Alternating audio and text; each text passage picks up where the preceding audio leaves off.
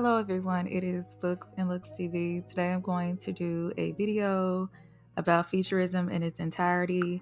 The last video I made was about Glorilla and Ice Spice, and I was comparing their features for Glorilla being a light-skinned black woman and Ice Spice being a biracial woman, and why the two were seen desirable in different ways. This video I'll talk about pretty much what makes black women pretty, or like featurism in general, what some features are considered desirable, especially if you are a black woman. And before I get into that, make sure you guys like, comment, and subscribe. Now I'm going to define featurism.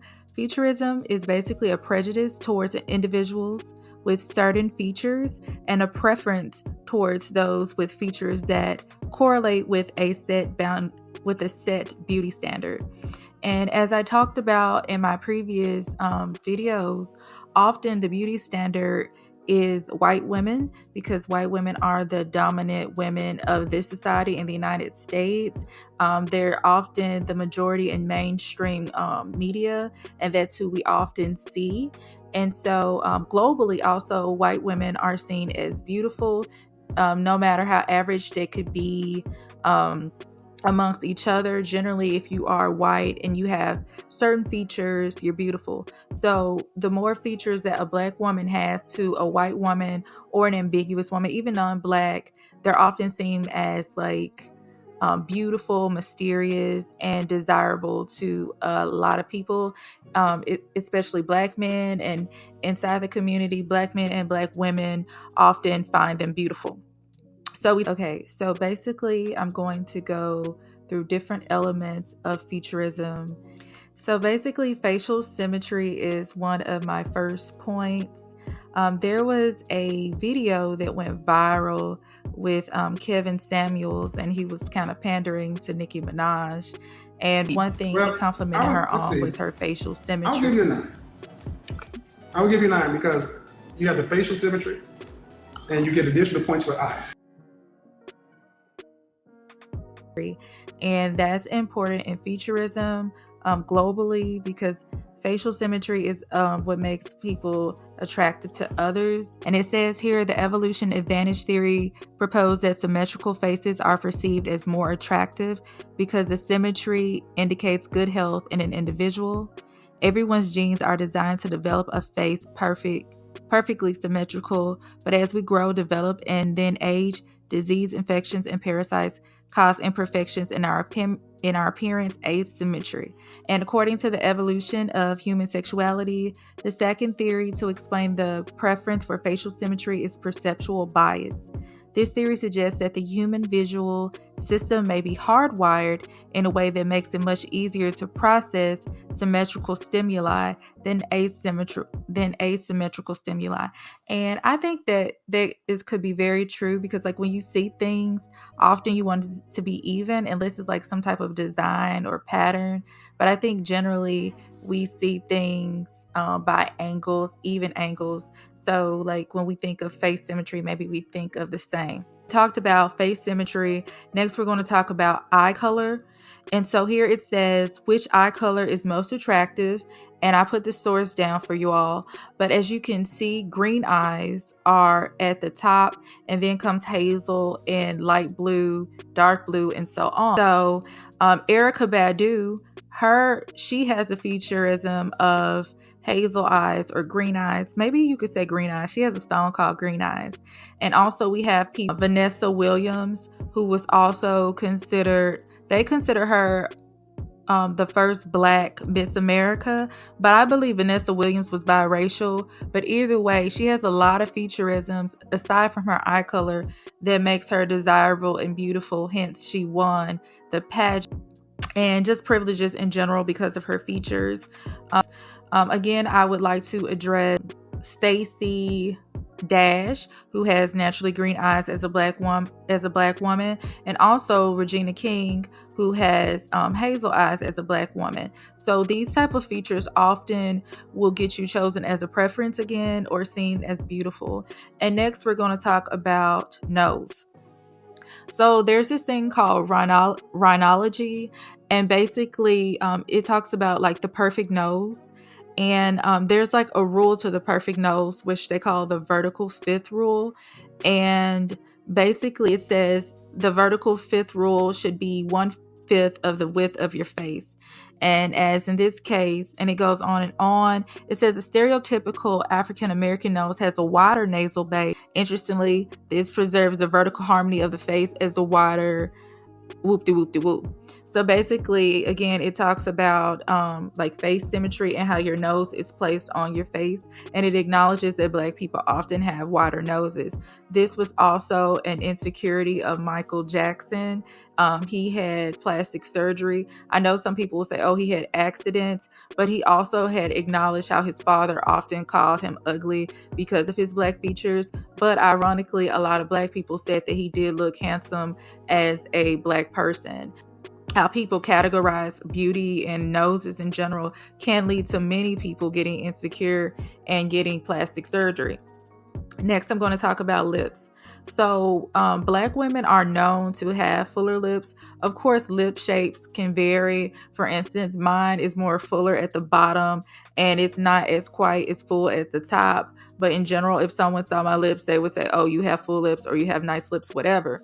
But recently, in this social media age, a lot of white women have desired bigger lips. And so a lot of people get lip injections, etc. Kylie Jenner actually had this makeup where she says, well, it's like lipstick or lip gloss that she says could make your lips fuller. And there was this crazy TikTok challenge that went on, and people were getting their lips like injured and stuck trying to get full lips. And again, I think this is kind of ironic because often Black women are taunted for their lips. Even when Jay-Z went against Nas in his Ether battle, he called Jay-Z's lips D-sucking lips. For Black women, full lips are seen as sexy or sensual. And again, you see more and more people trying to get those fuller lips. So this is just a picture of, like, to me, what would be considered a Black woman. Of course, a light-skinned woman could have these same features. So people like Nina Simone, Lupita, and Fantasia, if you see them, you would say, okay, they're Black. Like, there's no question about it. They have generally the nose, the lips, the shape, etc. And so, ironically, a lot of people have taunted people who look like this and called them names, etc. Beauty is in the eye of the beholder, and a lot of people have acknowledged these women to be beautiful. So again, the more Black you look phenotypically, a lot of people aren't checking for you, or they have really negative things to say, but ideally a lot of people want to look like Black women. Next, I'm going to talk about good hair. So there's this study called the Good Hair Study. In 2016, the Perception Institute conducted the Good Hair Study to examine attitudes towards Black women's hair. Perception created an online survey to gauge explicit attitudes and the first ever hair implicit association test, hair IAT, to measure implicit bias towards textured hair. Okay. And so their findings were they measured Black and white women's explicit ratings of a range of hairstyles, and they found, on average, white women showed explicit bias towards Black women's textured hair. They rated it as less beautiful, less sexy, attractive, and less professional than smooth hair. Black women in the natural hair community have significantly more positive attitudes towards textured hair than any other women, including Black women in the national sample. And so if you saw my last video when I talked about Featurism, you noticed, well, you probably saw me talking about hair types. And in fact, I think that was in my good hair video. So in this, again, I'm talking about what's considered good hair or good features. And this is what people call the Andre Walker hair type system. And basically from, I guess you could say, left to right is different patterns of, like, different curl patterns. And so the first one, I guess, would be the hierarchy, would be the straight hair and wavy and coily and so on. And so usually Black women who have a looser curl pattern, they are seen as, again, more desirable and the features that women want. When I think of this type of hair, I think of Chili from TLC, and I think of Chris. She's even said in the past, when she tried to get into like white mainstream media. They wouldn't allow her in, but they allowed her into Black spaces, Black films, which I thought was interesting because, again, if you think about it, if you look at white, so a white person probably would feel like, okay, why am I letting her in this space? But a Black person would see her as the preference and desirable. And that's not me hating, because I do think that she's a beautiful girl, but I'm just reminding you guys how featureism plays a huge role into opportunities, etc.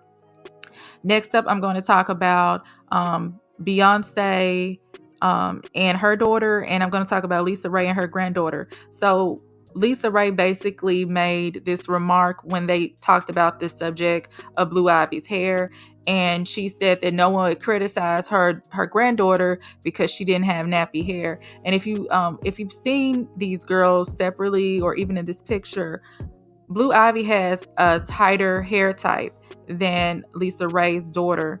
And even though Lisa Ray's daughter is darker, the fact that she has a looser curl, Lisa Ray glorifies that, which is disgusting. But again, most people glorify looser textured hair.